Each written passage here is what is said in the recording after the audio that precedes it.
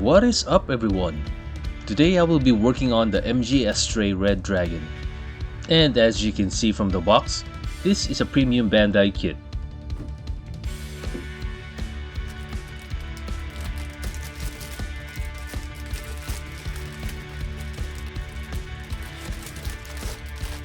It's a pretty big box with 16 runner bags inside, holding 37 runners, one small foil sticker sheet, and a sheet of water slide decals. I used the 2-cut method to remove the parts from the runners and remove the gate knob from the part. With the first cut, I used my regular nippers and cut the gate near the runner. I tried not to cut the runner because that tends to put stress on any non-parallel gate of the part. I used my single blade nipper for the second cut to remove the gate knob from the part. If the knob is bigger or wider, I perform several small cuts to reduce the knob before cutting it off completely. This is to reduce the chances of stress on the plastic or gouging the plastic, which I experience more commonly with thicker knobs.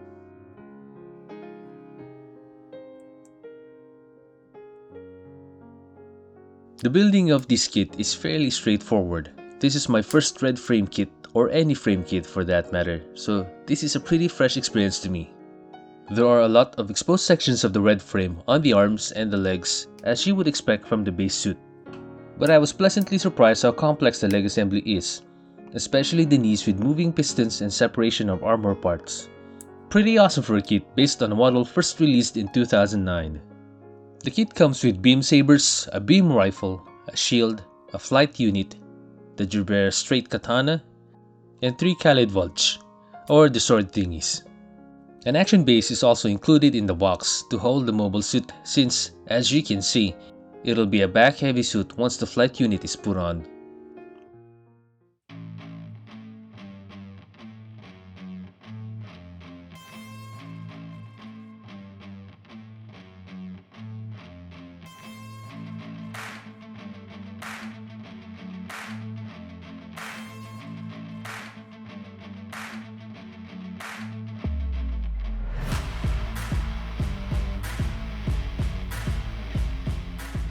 Posing the base Astray, I can see why many people like this mobile suit.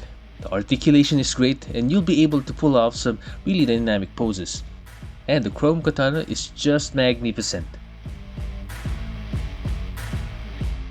Putting on the flight unit dials up the shelf presence of this kit to a ridiculous, almost stupid level of awesome.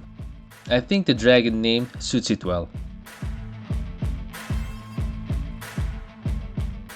But on to the customization. First off, I won't be using the katana, so I set it aside for now.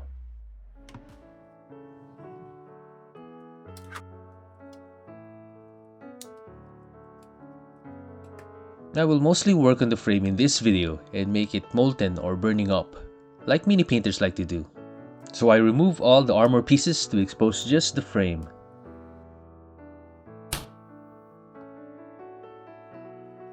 I rescribed the prominent details with my 0.15 SAB chisel because we want crisp lines. The frame of this kit is already pretty well detailed up, and the only parts that look bare to me are the inside of the elbow and the inside of the wrist.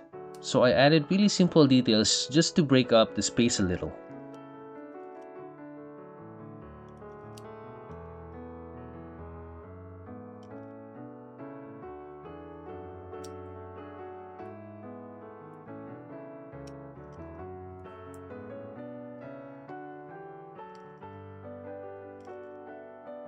A good amount of the frame is undergated, but you still need to clean them very well, or like me, you'll scratch the inner joints with those uncleaned nubs.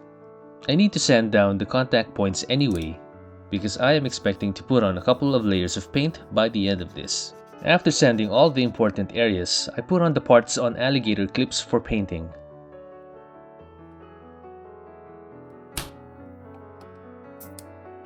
I prime everything in Mr. Surfacer Black 1500 to get that nice smooth black in preparation for metallics. I spray the lighter metallics first. Some are accents on the bigger pieces, which I will be masking.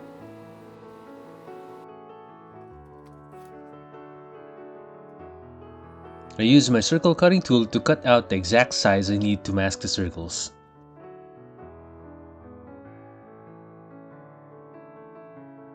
Before masking the accents on the inner joints, an idea struck me. So I sanded off the black primer from the high contact areas and reprimed the parts with pink. I'll get back to this later. The main color of the frame is dark iron. You may be wondering, why go to the trouble of painting the frame with metallics if you're gonna make them look red hot later? Well, my goal was to have cold spots that still showed some metallic paint. I was able to maintain that on larger pieces, but on smaller parts, it's only recognizable in person. I start by painting on Finisher's Lumi Red on the edges of the parts. The idea is that the most inner parts of the frame are heating up the outer parts of the frame, so I thought the edges would see a color change first. Then I followed that up with some fluorescent red. I diluted some white enamel paint to make a wash and panel line the frame parts with it. This will help in the next step. I do the same and dilute some yellow fluorescent enamel to make a wash. We needed the white first as a base for the yellow, otherwise it'll be too thin to show over the red. After the washes had dried, I sprayed fluorescent orange-yellow over them and the edges. If this looks bad to you and not the effect you imagined, it's because it is bad. This is the point I realized I messed up. I hadn't done this before, and the closest thing I had tried was the overheating barrel of my Goof Custom, which you can watch if you click the link in the upper corner. I also should have watched more videos on this and tried it out on extra parts to nail down the technique. After picking myself up from the disappointment and watching some videos from El Miniaturista, I believe I have the confidence to try and fix this bright mud mess. I began by respraying Lumi Red and Fluorescent Red over the orange-yellow to cover up my failure. After that, I brought out my wet palette and thinned some white acrylic paint to panel line the pieces. This works better than enamel because the lines will be thicker and the variations will add to the effect. Now I spray some fluorescent yellow over the whites. This will serve as the brightest spots. And finally some fluorescent orange, not orange-yellow, to get that really hot metal look. To enhance the effect, we need contrast, which dry brushing will help us achieve. I start by dry brushing some charred brown on the raised details and edges, carefully avoiding the brightest spots or at least applying very little on them. The final color is dark gray, which will really add contrast and ultimately finish the correction of my failed attempt. Going back to the molten inner joints, I sprayed the pieces with fluorescent yellow, which really looks like neon green or a very bright yellow-green. I really should have used white primer. I followed that up with some fluorescent orange on the edges, avoiding the center of the pieces. Then fluorescent red at the very edge or just corners of the pieces. I dry brushed some Lumi Red on the edges. Since this is hotter, the red provides the right subtle contrast I need before dry brushing dark gray on the very edges of the pieces. After a gloss top coat, I panel lined them with white before yellow like before.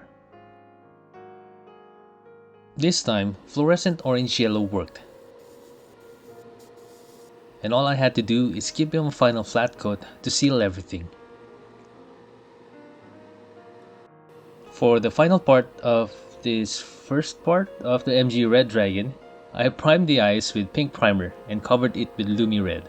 I painted a bright spot in the center of each eye with white and painted fluorescent yellow over it. And, like previous projects like the Berserker Blitz, I do a reverse wash to get that black around the raised eyes.